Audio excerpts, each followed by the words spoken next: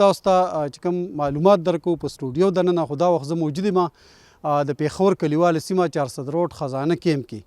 دا تاسو ته به ښکاري، کیمرامین به تاسو ته هم ښیي، دا کورونه دي، دا د خزانې کیمپ دی. کیمپ تقریبا 95% نه بلکې دې نه زیات خالي شوی، یو څو کورونه پکې د شمار پاتې دي. خو دې کې به دا خبر وکړم دا یو تاریخي کیمپ دی. دا کیمپ چې کوم دی نو په کال 1980 کې دا قایم کړی شوی دی.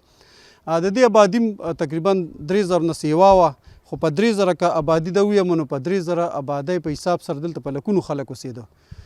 دې ته به د کشتۍ کیمپ وي. دا پخوا زمانه کې چې کله د افغان کډوال دلته راغلل نو دا د سیندونو په منځ کې آباد کیمپ و، او دې کیمپ چې کوم دی نو یو سیند یو اړخ ته، بل سیند بل اړخ ته. دې ته په کشتۍ کې خلک راپورې وتل. د دې وجې نه دا د کشتۍ په کیمپ باندې مشهور، اکثر چې به خلک راتلي وي کشتۍ کیمپ نه مخکې یا کشتۍ کیمپ نه وروستو. خو بیا وروسته چې کوم نړیوالې ادارې دي، مرستندویې ادارې دي، هغوی په خپله مرسته چې کوم دی دلته واړه واړه پلونه جوړ کړو، خلکو ته تګ راتګ اسانتیاوې جوړې کړي.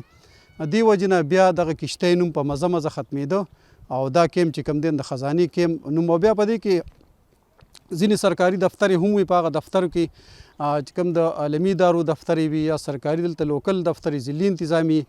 خو اوس چې کوم دی دغه افغانان د افغانستان تقریبا د 34 ولایتونو خلک چې کوم دلته میشته وو، هغوی تقریبا ټول لاړل او ځینې خلک چې کوم دي نو هغه نور رهایشي علاقو ته منتقل شوي دي.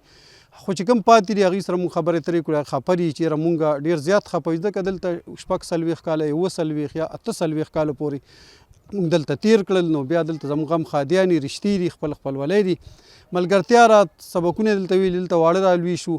که افغانستان ته چېرته لاړ شي نو هلته بیا چې د روزګار ځان له ذریعه لټوي یا نور څه کوي نو هغوی باندې هم وخت لګي. او چې کوم سرمایدار خلک دي، پیسې والا خلک دي، نو هغوی خو بیا په ویزو باندې راځي. خو چې کوم غریبانان خلک دي ټول دې کیمپ کې مزدورکار خلک اوسېږي. تاسو ته به دا هم ښکاري. دا وګوره، دا کورونه را کیمرامین به تاسو ته وښیي.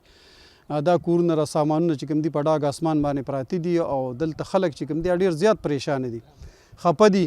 اوس هم چې کوم هلته کوم افغانان تللي دي هغه ډېر زیات خفه دي. هغوی دا وایي چې هلته هېڅ قسمه سهولتونه نشته، هغه شان سهولتونه څنګه چې دوی دلته ژوند جوړ کړی، هغه ژوند چې هغوی دلته د هغوی د معاش ذریعه وه، د روزګار ذریعه وه.